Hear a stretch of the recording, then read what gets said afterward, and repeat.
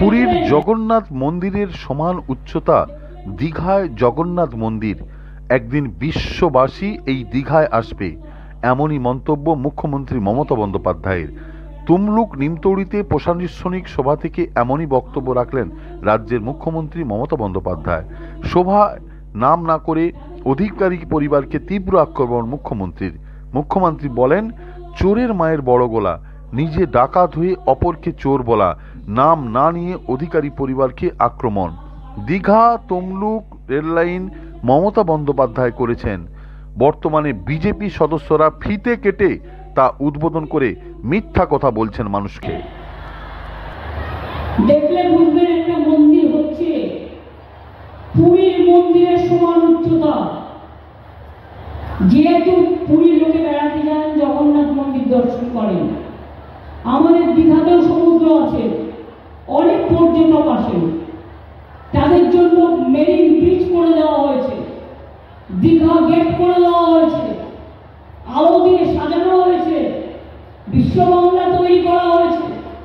তাছাড়াও মনে রাখবেন কনভেনশন সেন্টার তৈরি করা হয়েছে এবং জগন্নাথ মন্দির যেটা তৈরি হচ্ছে পুরীর যে উচ্চতা মন্দিরে সেই উচ্চতা থাকবে।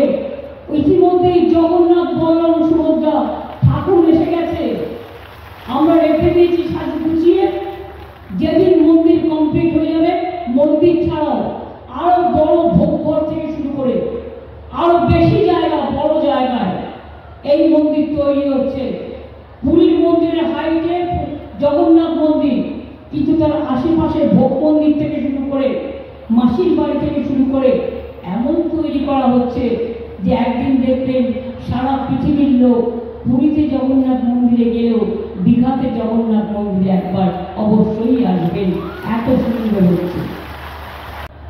দীঘা তমলুক রেল লাইন কে করেছিল মনে আছে? কি করেনি মনে রাখবেন, মিথ্যে কথা বললেই হয় না। যত রেল লাইন, একলাকি বালুরঘাট, দীঘা তমলুক, লক্ষ্মীকান্তপুর নামখানা থেকে শুরু করে ময়নাগুড়ি ঝটিকুপা থেকে শুরু করে যত স্টেশন, যত মেট্রো রেলওয়ে, সব টাকা আমি দিয়ে গেছি, 2 লক্ষ কোটি টাকার উপরে দিয়ে গেছি। আর উদ্বোধন করে ফিতে কেটে বলছে করলো কে, নাকি বিজেপি করলো।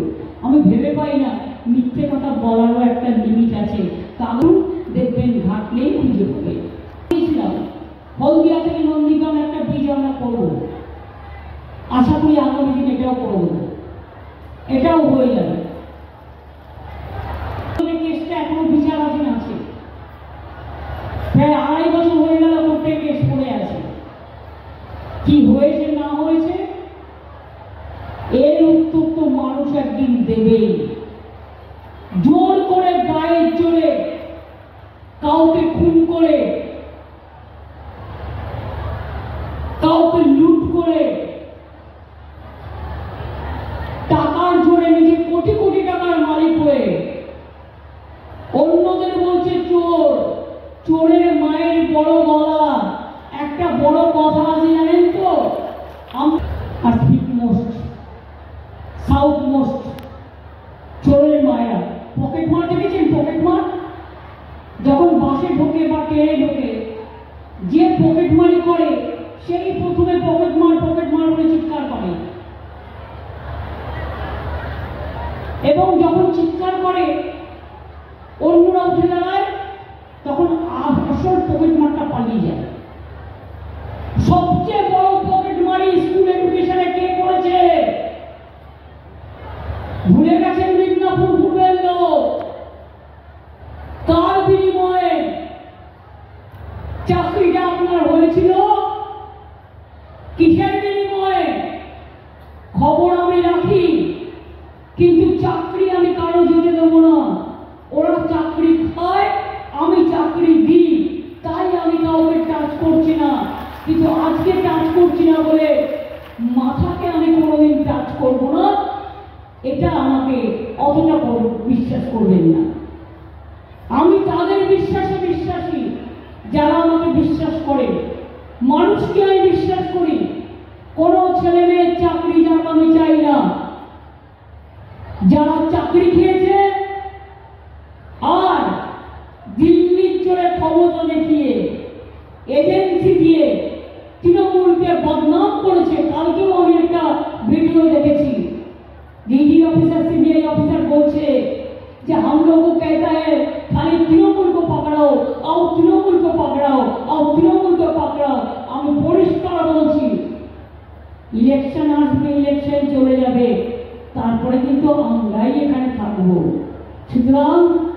মনে রাখবেন, গদ্দারদের কমরেডরা, গদ্দার বাবুরা, আমি নাম বলি না, বলতে আমার লজ্জা লাগে, জীবনে সব থেকে বেশি পেয়েছে পার্টির থেকে, যখন পার্টিতে ছিল সব থেকে বেশি খেয়েছে, যা আমরা কোনোদিনও ভাবতে পারিনি। আর লঙ্কা কাণ্ডের মতো যখন নিজের পাশে ধরা পড়ে, আগুন লাগিয়ে দিয়ে সারা লঙ্কা কাণ্ড, হনুমানের পেছনে যেমন আগুন লাগিয়ে দিয়ে লঙ্কা কাণ্ড ঘটনা হয়েছিল, সেইভাবে কোর্টে গিয়ে গরিব ছেলে মেয়েদের চাকরি খেয়ে সাধু সেজে বসে আছেন। এই সাধুগিরি আমরা বের করবই।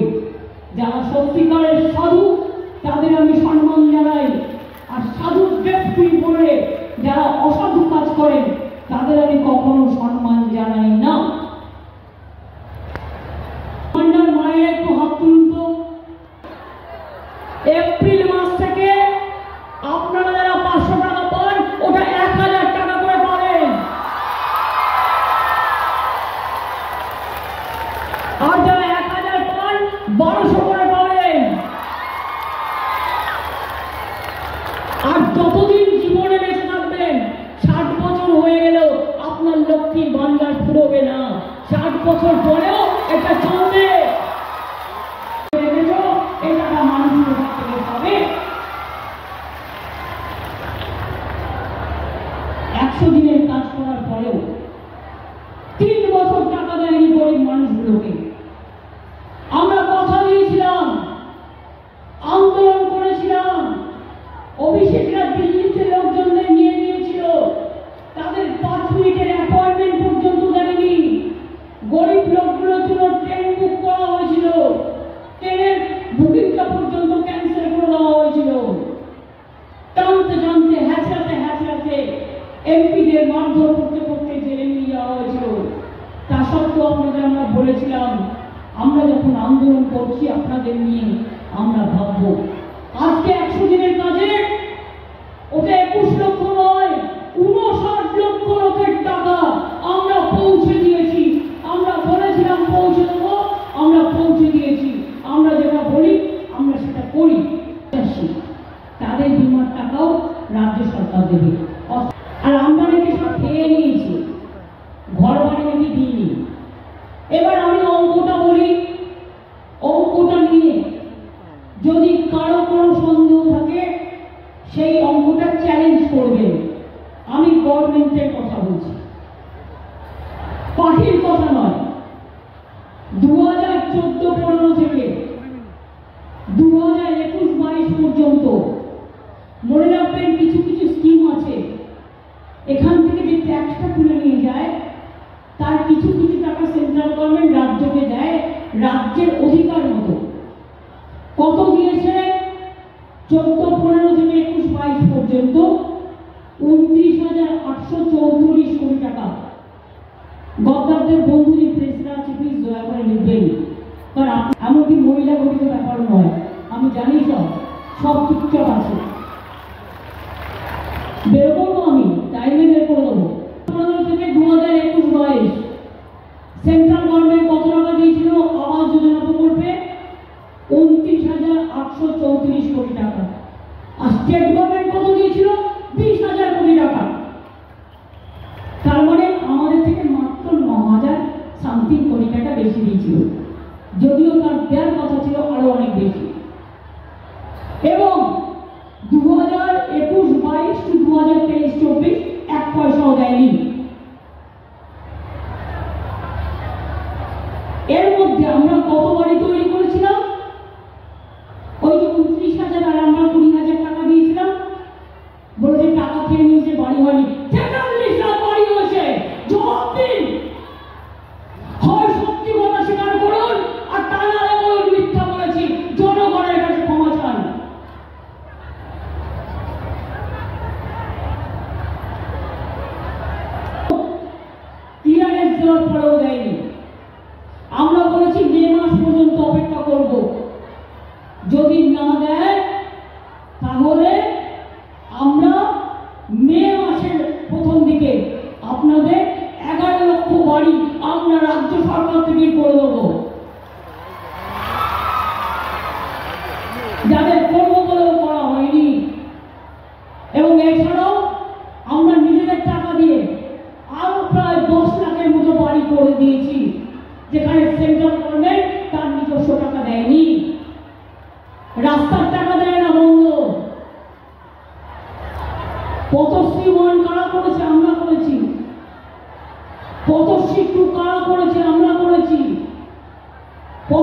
ফ্রি কারা করেছে? আমরা করেছি।